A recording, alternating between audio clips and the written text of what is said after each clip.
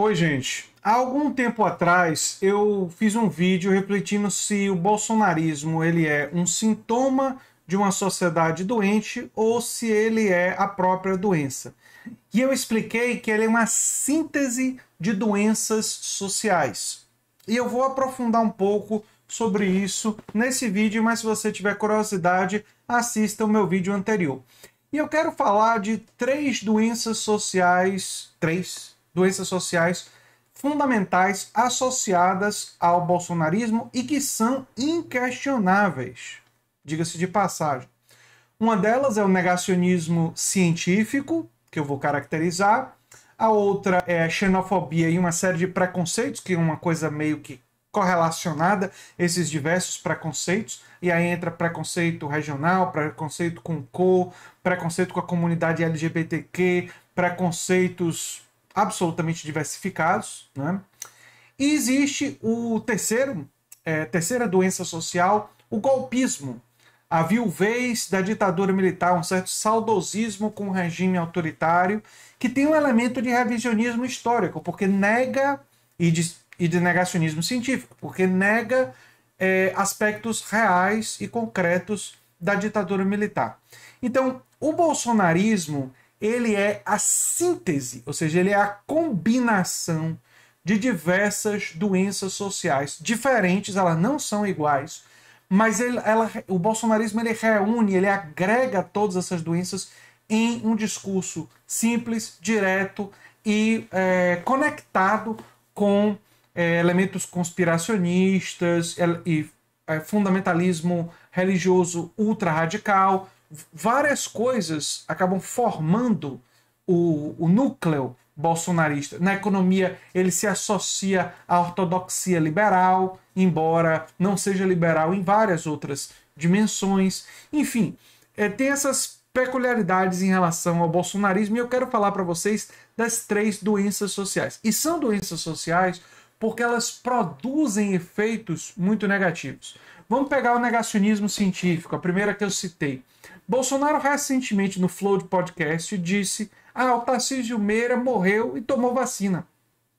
Aí ele mostra o desconhecimento de que a vacina não é uma proteção mágica e individual. Não é porque o Tarcísio Meira tomou a vacina que ele tinha 100% de chance de não pegar o Covid e não morrer. Não, as vacinas não são uma coisa de 100%. A vacina ajuda a proteger, contribui, mas o sistema imunológico da pessoa tem relação. Se a pessoa for uma pessoa idosa, o sistema imunológico dela não vai responder tão fortemente à vacina, o que significa que o ciclo de proteção da vacina em uma pessoa idosa pode ser 4, 5, 6 meses, pode ser mais curto.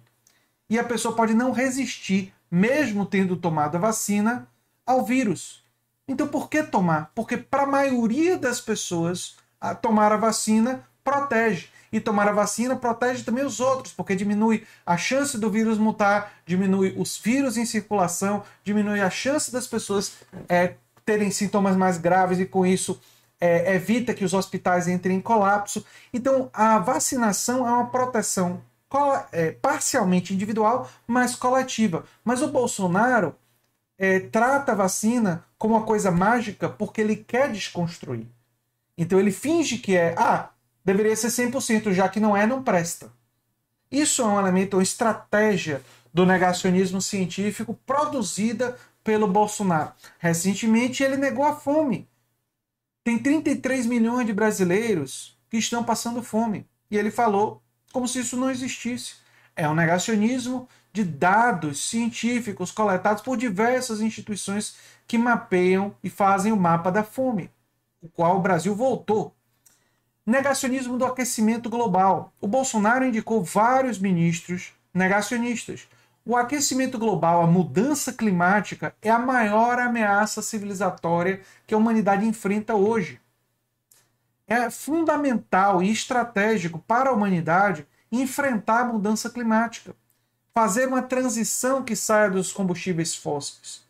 Mas o Brasil, um país poderoso e estratégico na luta contra a mudança climática, para a gente minimizar os seus efeitos, tem um presidente no momento que nega isso e que prejudica, portanto, o futuro do Brasil e o futuro da humanidade. Isso é muito, muito grave. Então, esse tipo de pensamento produz políticas, indicações políticas e políticas que prejudicam a vida de milhões de pessoas. Né? Não é uma doença social que não tem que afeta apenas aqueles que acreditam. Não, a partir do momento que vira política pública, afeta todo mundo. Vamos falar do segundo, que eu me referi: xenofobia, o medo do diferente, o desprezo ao diferente, preconceitos de diferentes tipos.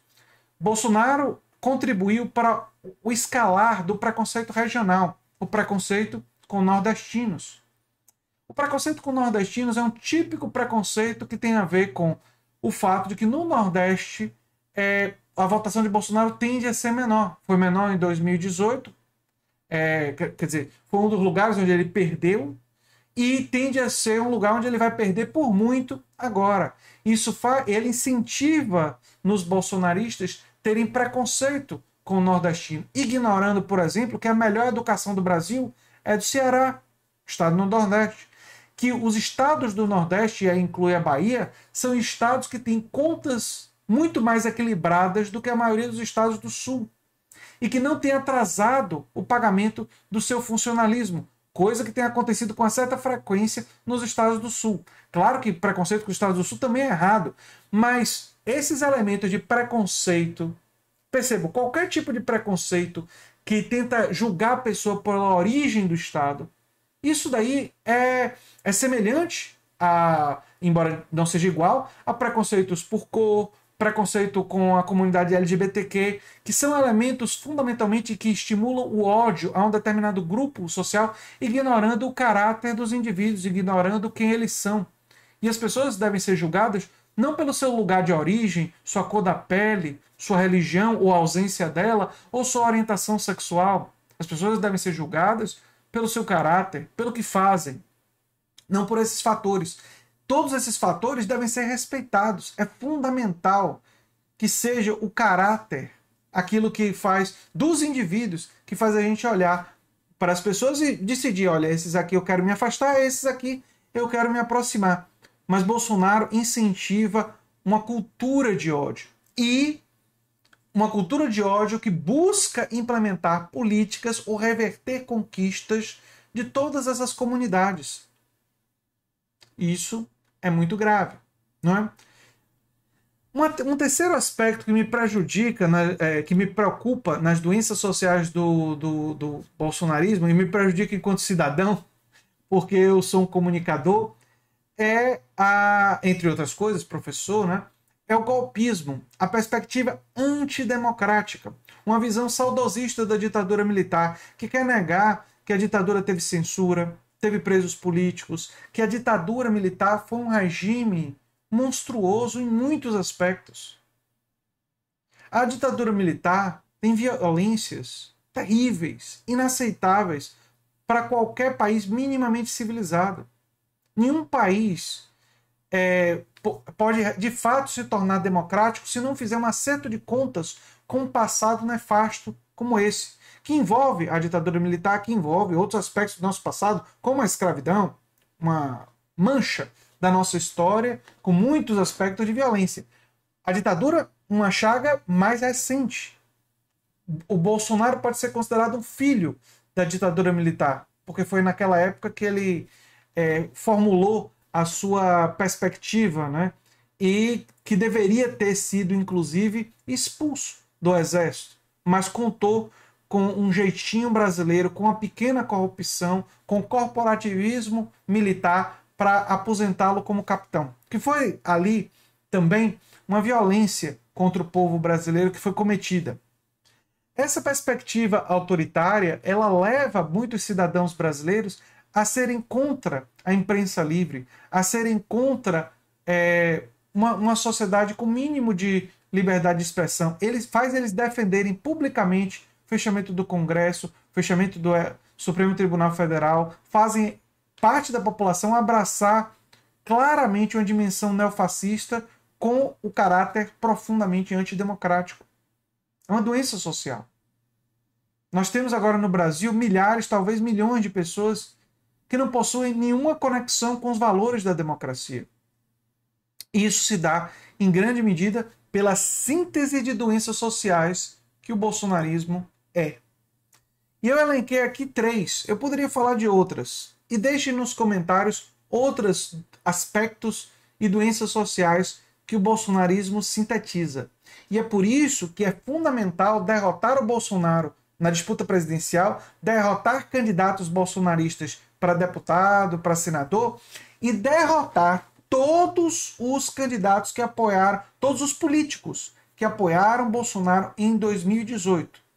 Todos os políticos que apoiaram Bolsonaro em 2018, a gente tem que derrotar e não pode se esquecer deles terem apoiado o Bolsonaro. A não ser que você viva aí em algum lugar que a única alternativa, e hoje está apoiando Lula, é um político que apoiou o Bolsonaro e acaba indo para um segundo turno com uma alternativa ainda pior. Mas essas são as circunstâncias extremamente raras. Na média, os políticos que apoiaram o Bolsonaro, todos devem ser derrotados. É fundamental lutar contra isso. Porque esses políticos sabiam de todos esses aspectos que eu elenquei sobre o Bolsonaro. Para eles, não era novidade.